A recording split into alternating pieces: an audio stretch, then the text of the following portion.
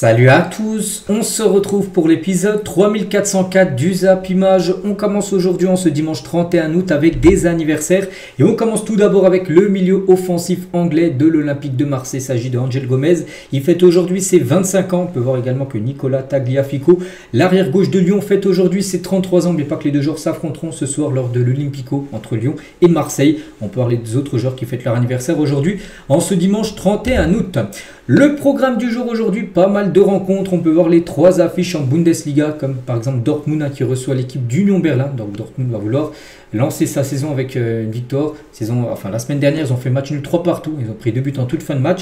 Donc là, il faut gagner à domicile. Donc cet après-midi en Première Ligue, Manchester City se déplace du côté de Brighton, Nottingham Forest contre West Ham, Liverpool Arsenal. C'est la grosse affiche du jour du côté du championnat anglais. Ce soir, Aston Villa contre Crystal Palace. Du côté de la Liga, le Celta Vigo contre Villarreal. Le Betis reçoit Bilbao, belle affiche. Et ce soir, le FC Barcelone se déplace à Madrid contre le Rayo Vallecano. Parce que oui, le Rayo Vallecano est dans la banlieue de Madrid. Du côté de l'Italie, là j'ai vu se déplace tout à l'heure à 18h30 du côté du Génois. La Fiorentina se déplace au Torino. L'Inter reçoit Udinese et la Lazio reçoit Hellas Vérone. Et du côté de la Ligue 1, Angers contre Rennes à 15h, Le Havre, Nice, Monaco, Strasbourg, le Paris FC va vouloir enfin gagner en Ligue 1 en essayant de s'imposer contre le FC Metz. Et ce soir, comme j'ai dit, l'Olympico entre Lyon et l'équipe de Marseille, 20h45, le coup d'envoi. Et à noter lors de cette rencontre un magnifique geste de Lyon envers un fervent supporter gravement malade. Donc le très courageux Tanguy, 27 ans, est atteint d'une maladie incurable et sera euthanasié en Belgique là, très prochainement. Malheureusement, donc son club lui offre l'opportunité d'assister à l'Olympico ce dimanche avant de nous quitter. Donc voilà, le magnifique geste bien sûr de Lyon qui va réaliser tout simplement le rêve de ce supporter. On continue les gars, on va parler cette fois-ci de l'AS Roma et c'est officiel, l'AS Roma présente son nouveau maillot extérieur pour cette nouvelle saison. Donc c'est un maillot de couleur orange pour l'équipe de l'AS Roma avec le logo les gars en mode... Louvre, voilà, c'est leur surnom du côté de l'équipe de Rome. Donc je ne sais pas ce que vous en pensez, je le trouve très beau, bien sûr, avec un éclair, regardez, un éclair qui traverse bien sûr le maillot de l'équipe de Rome. Et toujours avec les maillots de foot, voici à quoi pourrait ressembler le futur maillot du FC Barcelone, mais saison prochaine, saison 2026-2027. Et bien pour ressembler à ça, peut-être qu'il y en a qui se disent mais attends, c'est le même maillot que la saison dernière. Oui, c'est pratiquement le même que celui de la saison qui a été effectué la saison dernière. Donc voilà, concernant normalement le futur maillot du Barça. Et toujours du côté du FC Barcelone, on va parler de quelques joueurs du FC Barcelone par rapport au jeu FC26. Vous savez, tiens, FC26 va sortir dans moins d'un mois, fin du mois de septembre. Ça sera la sortie du jeu FIFA, on va dire. Et regardez Lamine Yamal, une note de 89 pour Lamine Yamal. Des stats bien sûr exceptionnels pour bien sûr la jeune pépite à 89 à 18 ans, c'est quand même exceptionnel. Je crois que c'est du jamais vu dans le jeu FIFA, c'est-à-dire que dans quelques années il montera 92, 93 en note générale bien sûr. Lamine sans compter après ses cartes boost ou même ses cartes spéciales qu'il peut avoir dans le jeu bien sûr. Donc Pedri ça devrait être une note de 89, l'un des milieux de terrain avec la note la plus haute bien sûr pour Pedri, avec des stats bien sûr exceptionnels pour le milieu du Barça ou même Rafinha, lui ça sera également une note de 89 pour ce prochain FIFA avec 91 de vitesse par exemple, même 87 de dribble. Concernant Dembélé, lui ça devrait être une note de 90 et devrait prendre un plus 13 en tir parce qu'avant son gros point faible sur les FIFA c'était sa finition, les tirs. Et vu que maintenant il a changé quelque chose, la finition est bien meilleure maintenant pour Ousmane Dembélé, donc il va passer à 88 en note générale de tir, voilà, dans le prochain opus bien sûr de FIFA.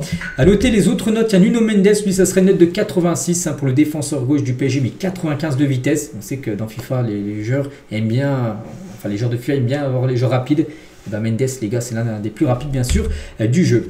Et sinon regardez les notes, bon c'est un petit peu en petit mais voici les notes du PSG par exemple avec Doué 85, Pachu aura 86 et Vitinha aura une note de 89 dans ce prochain FIFA. Et sinon d'autres notes tiens aussi comme Mohamed Salah sur FC26, donc il aura la note la plus haute avec 91 de notes pour Mohamed Salah, 89 de vitesse, 88 de tir, une note exceptionnelle bien sûr pour Salah. Et voici les notes les plus hautes, donc à noter que les deux joueurs hommes on va dire, donc il y aura Salah et Mbappé qui auront les notes les plus hautes avec 91 de notes. À noter que Putella c'est Bonmati, eux seront parmi les filles avec des notes également à 91. Donc là en gros c'est les 50 cartes hommes et femmes avec les plus hautes notes sur ce prochain FIFA. Et pour finir les gars, juste tiens, Paul Pogba dans ce prochain FIFA, il aura une note de 79, Paul Pogba. Bon, avec quand même des très belles stats bien sûr pour Paul Pogba, mais voilà, ça fait plus d'un an et demi qu'il n'a pas joué, c'est pour ça que c'est fini, des notes à plus de 87, 88 pour Paul Pogba, il est redescendu à 79. Et bon, clôture cette page FIFA, mais tiens, on va parler d'un ami de Paul Pogba, N'Golo Kanté. Ben, les deux pourraient être du côté de Monaco, imaginez, ça serait fou, donc Jacques Pogba y est. Et Thiago Scuro, le patron de Monaco, confirme des discussions avec Kanté depuis 2 mois, que Monaco échange avec l'Etihad et Kanté pour peut-être une arrivée de Kanté à Monaco. Bon, il précise que c'est un dossier quand même très complexe, c'est-à-dire très compliqué, mais pas non plus impossible. Après, n'oubliez pas que le mercato se termine demain 20h en France. Donc si ça se fait, il faudra que ça se fasse là très prochainement. Mais voilà, il y a des contacts. Imaginez retrouver Paul Pogba et N'Golo Kanté ensemble dans une équipe, mais cette fois-ci à Monaco. Ça pourrait être pas mal, bien sûr. Bon, après, il faudrait qu'ils aient le même niveau qu'il y a quelques années.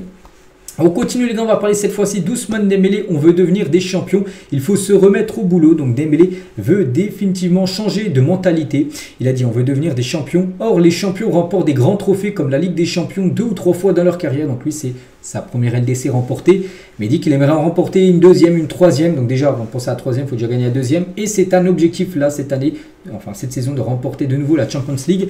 Les succès de la saison écoulée font partie maintenant de l'histoire du palmarès du PSG. Ça, personne ne pourra l'enlever. La Ligue des Champions remportée par Paris, mais dit maintenant il faut oublier ces trophées remportés saison dernière. Et on veut revivre une saison extraordinaire. Ça passe bien sûr par une grande saison de Ligue des Champions. On a pu voir les adversaires du PSG en LDC, des adversaires redoutables. Donc maintenant il faut le montrer bien sûr. Sur les terrains. Et concernant toujours le PSG, donc Nasser aussi a réagi, mais lui il parle de la chaîne Ligue 1+, c'est une nouvelle chaîne. Il a de sérieux doutes sur cette chaîne. Il a dit j'espère que cette chaîne va marcher. J'ai demandé combien on allait toucher à l'endroit TV, mais personne n'a pu répondre, enfin lui donner une réponse. C'est la première fois que depuis 14 ans qu'on ne sait pas quelle somme on va percevoir. Je suis très inquiet pour les clubs français. Il y a des projets qui dépendent beaucoup des droits télé. Je ne sais pas comment ils vont faire. Ça va être très dur, très difficile. Je laisse travailler la LFP Média.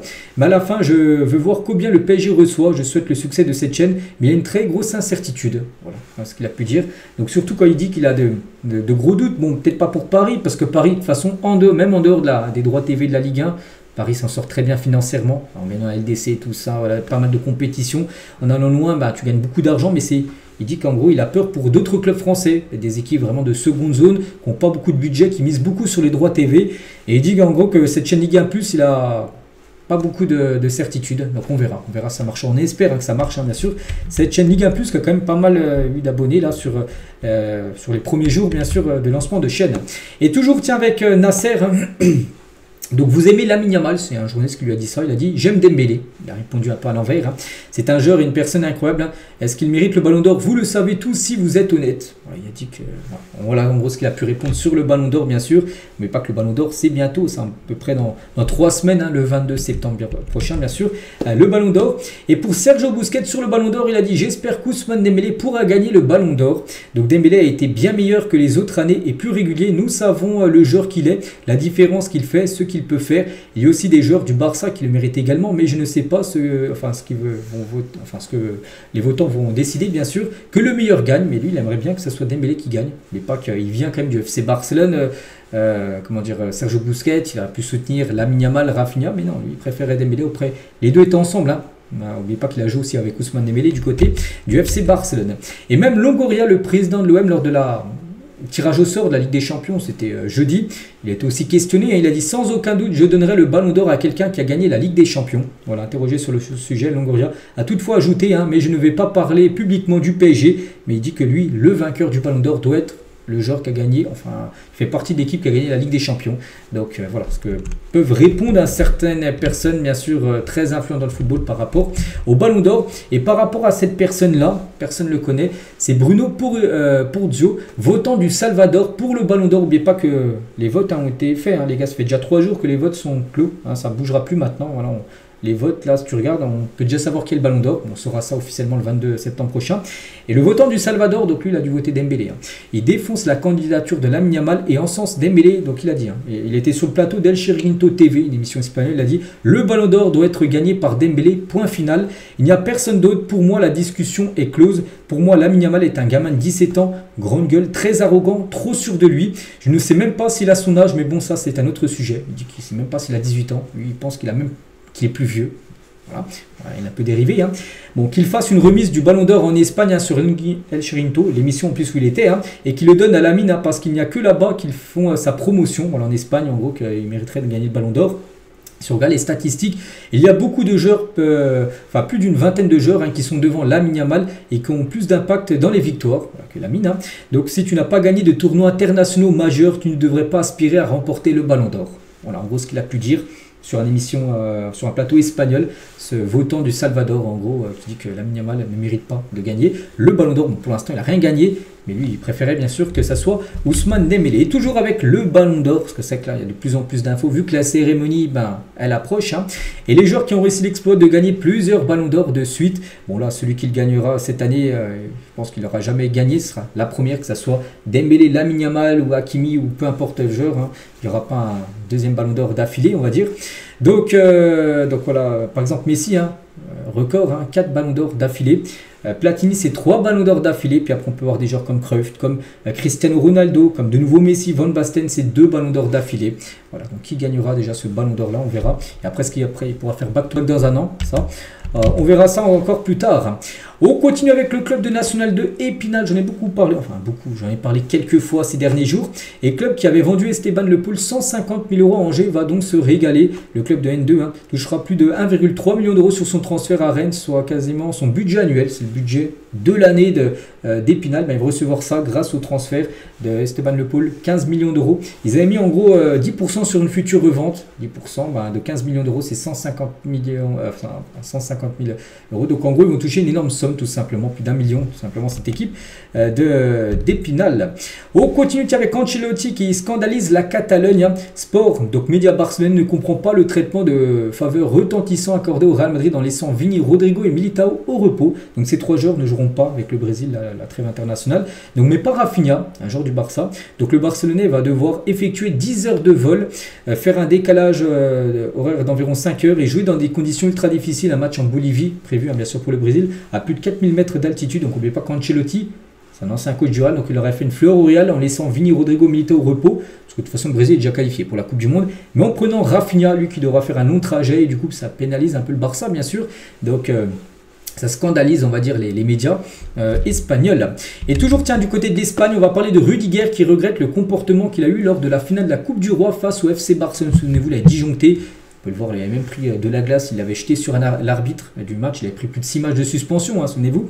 Mon comportement pendant le match contre Barcelone a clairement dépassé les limites. Je n'ai pas d'excuses, hein, je sais que les gens vont me surveiller de plus près maintenant. Ce que j'ai fait est inacceptable et j'ai vraiment été très en colère contre moi-même après cela. Donc là, il s'est excusé, mais quelques mois après. Hein. Ça, c'est pas une déclaration qu'il a fait après le match, non.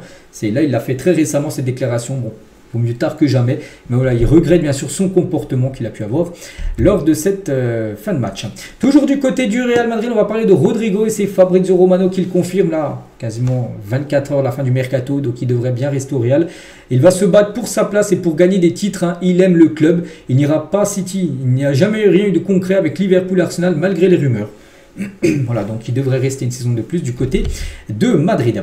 Toujours du côté de l'Espagne, donc le président de la Serie A a affirmé avoir tenté de placer la fin du mercato avant le début de la saison. Donc pourquoi on parle d'Espagne? Parce que l'Angleterre, l'Allemagne et la France ont accepté, mais l'Espagne s'y est opposée. C'est Javier Tebas, le président de la Liga, qui a dit non.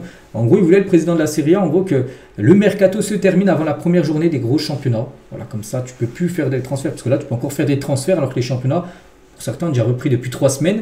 Donc en gros, en Angleterre, en France, en Allemagne, tout le monde était OK. Il y a juste en Espagne, en gros, qu'ils ont dit non. Si Javier Tebas aurait dit oui, ça aurait pu changer les dates de mercato dans le futur. Et on finit aujourd'hui, les gars, avec les clubs, avec le salaire annuel moyen le plus élevé par joueur. Donc souvent, dans le passé, ça a été le PSG, les gars, quand ils payaient des salaires énormes à Neymar, à Mbappé, à Messi. Donc le PSG était loin devant. Hein, c'était quasiment du 20 millions, enfin pratiquement 17-20 en salaire annuel, hein, bien sûr. En moyenne, hein, bien évidemment. Et là, c'est redescendu à 7. Vu que bien sûr les gros salaires ont quitté le club. Maintenant c'est du côté du Real où les joueurs sont mieux payés. Là on prend seulement en Europe, hein. On ne prend pas en compte l'Arabie Saoudite où les salaires sont exceptionnels. Mais voilà, au Real Madrid c'est 11,2 millions d'euros en salaire annuel en moyen, voilà, que touche un joueur du Real Madrid. Donc Mbappé, hein, c'est le joueur le mieux payé, il est loin devant. Donc le Barça on peut voir qu'il y a un sacré creux entre le Real et le Barça, mais surtout le PSG, hein, qui a descendu quasiment 10 millions d'euros par rapport à sa masse salariale moyenne par an, par rapport au départ comme j'ai dit. Hein. de certains joueurs. Donc voilà les gars ce qu'il y avait à dire aujourd'hui, j'espère que ça vous a plu. On se retrouve nous demain on est lundi, demain il y aura plein de choses à dire bien sûr comme tous les lundis. Allez, je vous laisse, je vous souhaite une bonne journée et à demain.